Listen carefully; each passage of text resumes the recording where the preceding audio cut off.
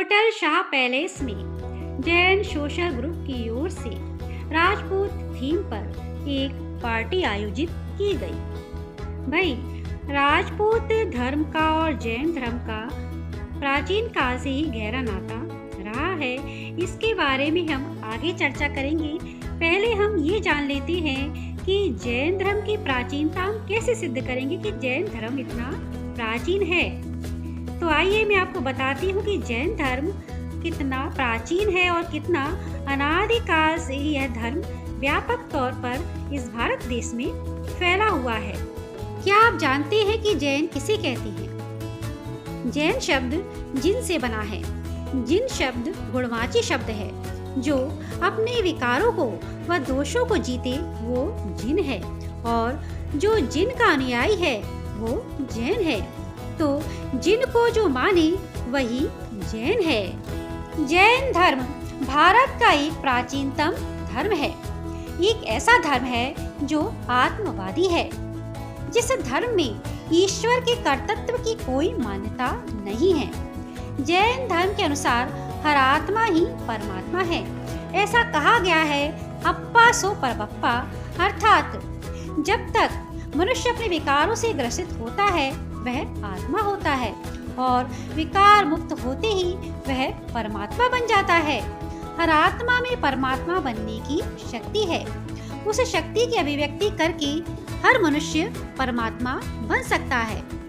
इस संसार में रहने वाले प्राणी के बंधन का क्या कारण है? वह राग द्वेष करता है। मोह माया के कारण इस संसार में बंधा रहता है।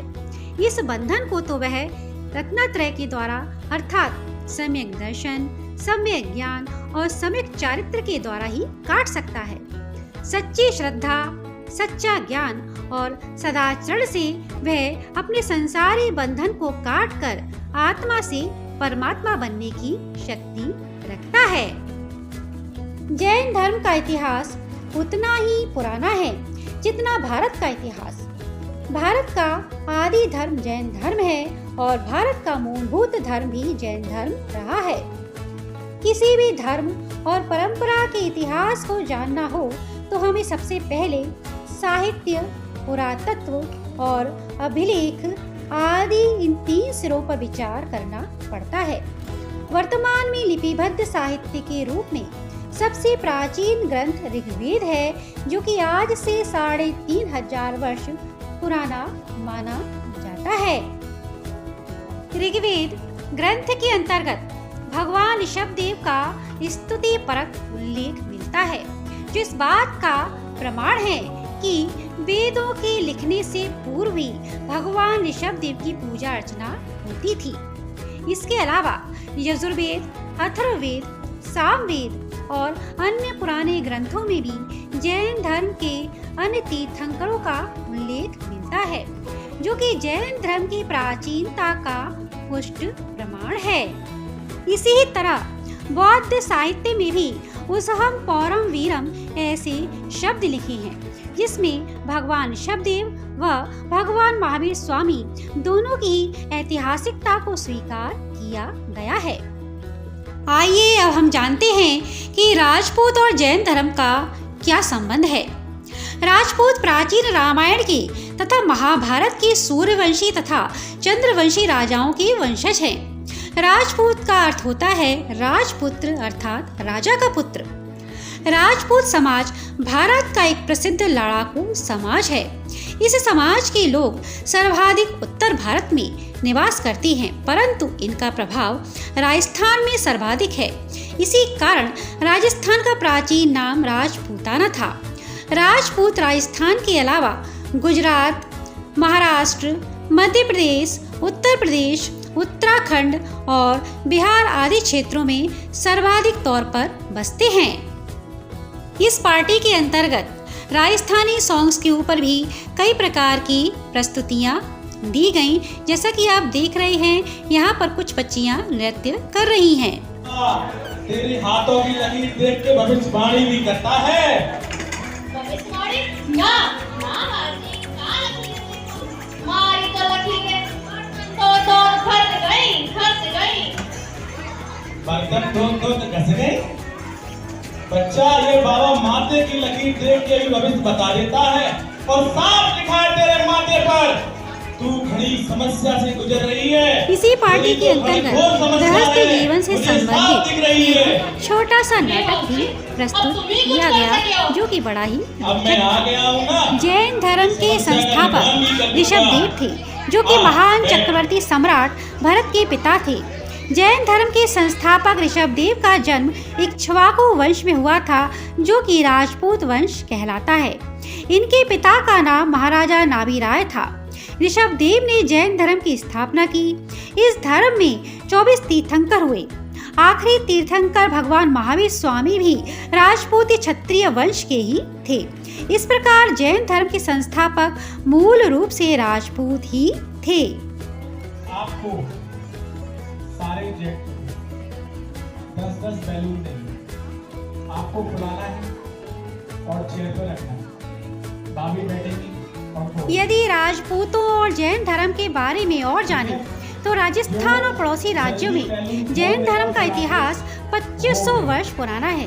लेकिन जैन धर्म का सर्वाधिक विकास राजपूत काल में हुआ था। राजपूत काल 7वीं सदी से 12वीं सदी तक था।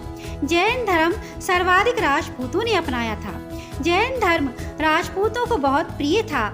इसी कारण राजपूतों के हर किले में जैन मंदिर बने हुए हैं। राजपूत राजा और रानियां जैन मुनियों को बड़ा सम्मान देते थे और उनसे उपदेश लेते थे। राजपूत राजाओं के दरबार में, प्रशासन में और सैन्य अधिकारियों में अधिकांश जैन कर्मचारी थे। एक बड़ा उदाहरण है भामा शाह का, जो कि महाराणा प्रताप के प्रधान सेनापति थे। भामा शाह रणथंभौर के किलेदार भारमल कावेड़िया के पुत्र थे। राजपूतों ने चित्तौड़, जैसलमेर, कुंभलगढ़, आमेर, रणथंभौर जैसे आलीशान किलों में जैन मंदिरों का निर्माण कराया था। राणा सांगा ने भी जैन मुनियों से प्रभावित होकर ही शिकार करने का त्याग किया था। राजपूत काल में लाखों राजपूतों ने जैन धर्म को अपनाया था। वर्तमान काल में अधिकांश राजपूत शैव धर्म को मानते हैं, परंतु जैन धर्म के प्रति आदर और सम्मान आज भी वही है। इस बात को हम इस प्रकार से भी समझ सकते हैं कि भगवान ऋषभदेव ने 3 वर्णों की स्थापना की थी, क्षत्रिय, वैश्य और शूद्र। पश्चात भरत ने भी एक वर्ण की स्थापना की। पहले तीनों वर्ण ही जैन थे, मिथ्यात्व तो था ही नहीं।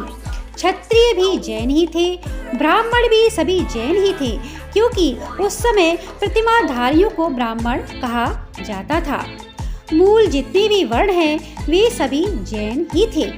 क्योंकि राजपूत क्षत्रिय होते हैं, इसलिए जैन धर्म क्षत्रिय प्रधान धर्म है। हम सभी जानते हैं कि भारत की सबसे प्राचीन सभ्यता सिंधु घाटी की सभ्यता रही है, जिसमें हड़प्पा व मोहनजोदड़ो की सभ्यताएं सम्मिलित है। ये सभ्यता आज से 5000 वर्ष पुरानी मानी जाती है। मोहनजोदड़ो से जो अवशेष प्राप्त हुए उनमें अनेक प्रकार की मोहरें भी प्राप्त हुई और उसमें भगवान ऋषभदेव की कायोत्सर्ग में टंकित मुद्रा है। उसमें उनका चिन्ह बैल स्पष्ट रूप से नजर आता है। इसी प्रकार हड़प्पा से एक नग्न मानव धड़ मिला, जिसका सिर, पैर और हाथ नहीं थे, परंतु बीच का भाग शेष है। इस धड़ में वीतरागता और दिंगव्रत पूर्णतः प्रतिभाषित होता है।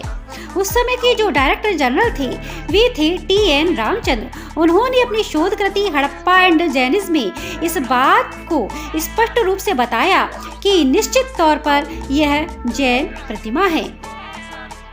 अभिलेखीय साक्ष्य में पाया गया कि भगवान महावीर के काल में भगवान ऋषभदेव की पूजा अर्चना होती थी। इसका एक प्रामाणिक अभिलेख सम्राट खारवेल के द्वारा 84 पंक्तियों का उत्कीर्ण लेख कुमारी पर्वत की हाथी गुफा में मिला है।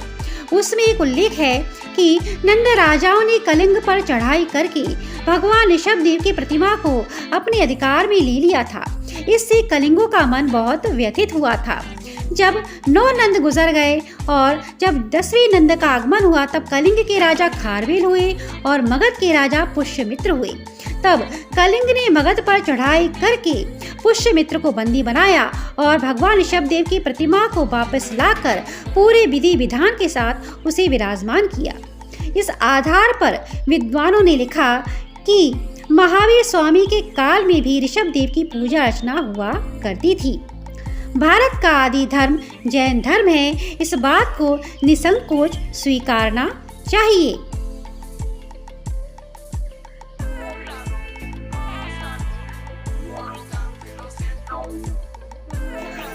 सन्वच्छुध्वं सन्निबद्धं सन्मनोसी जान्यता, अर्थात साथ चले, साथ विचारे और एकता से कार्य करते रहे। Walk together, talk together and act with one mind. Thank you. There's me.